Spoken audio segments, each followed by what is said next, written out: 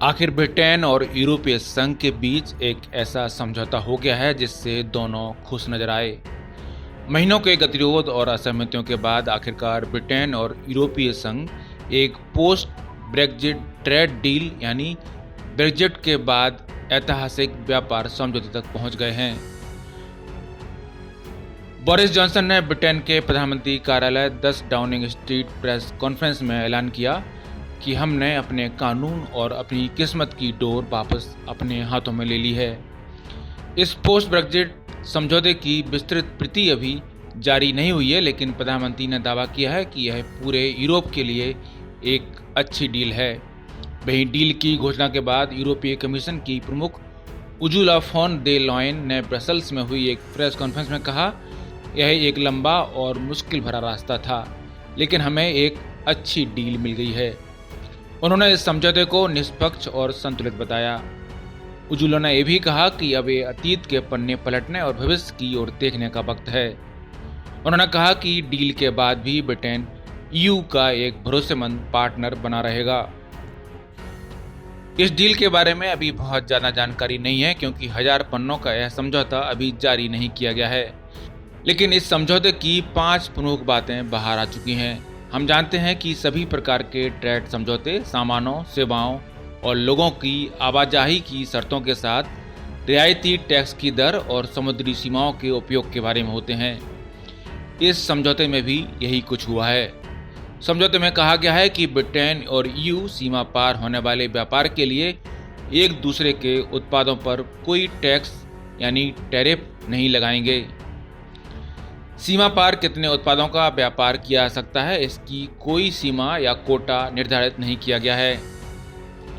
Britain की ताकत मानी जाने वाली सर्विस इंडस्ट्री के लिए अब यूरोपीय संघ के बाजार में प्रवेश के लिए नए नियम लागू होंगे।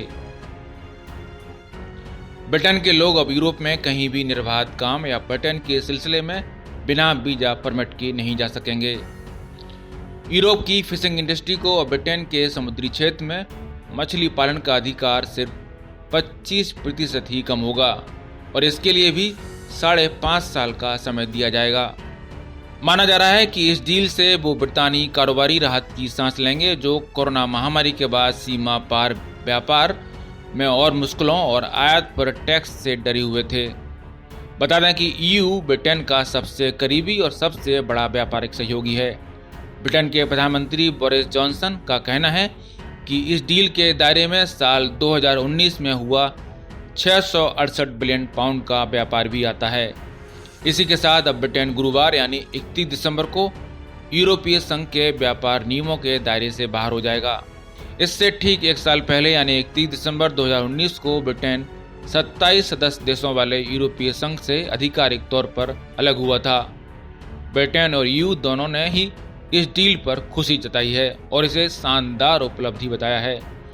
दोनों पक्षों का कहना है कि अगर ये डील ना हो पाती तो वे एक दूसरे पर भारी भरकम टैक्स लगाते रहते और एक दूसरे को मुश्किलों में डालते रहते।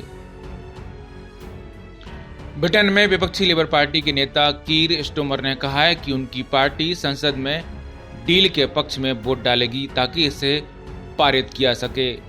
इसके पहले स्टारमेर ने ब्रेक्जिट के विरोध में मुहिम चलाई थी, लेकिन स्टारमेर ने कहा कि ये वो डील नहीं है जो अपेक्षित थी, पर अब इस सब के लिए समय नहीं बचा है।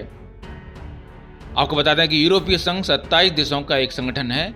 इन देशों के नागरिक ईयू के सभी सदस्य देशों में आवाजाही, रहने, काम करने और कारोबार करने के लिए स्वतंत्र हैं। ईयू के सदस्य देशों के कारोबारी सीमाओं पर बिना किसी रोक टोक और बिना किसी टैक्स के अपने सामान खरीद और बेच सकते हैं।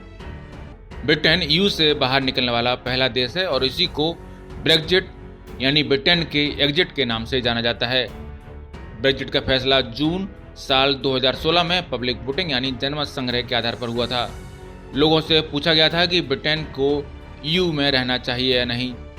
जनमत संग्रह में 52% लोगों ने कहा था कि ब्रिटेन को ईयू से बाहर हो जाना चाहिए और 48% लोगों ने ब्रिटेन के ईयू में बने रहने की वकालत की थी। ब्यूरो रिपोर्ट, पत्रिका टीवी।